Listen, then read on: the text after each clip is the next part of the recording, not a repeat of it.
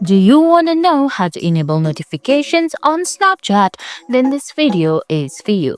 Hey guys, welcome back to our channel TechUp. On today's video, I'm going to show you how to do it in very few steps. So first of all, go ahead and open your Snapchat app, then log in into your Snapchat account.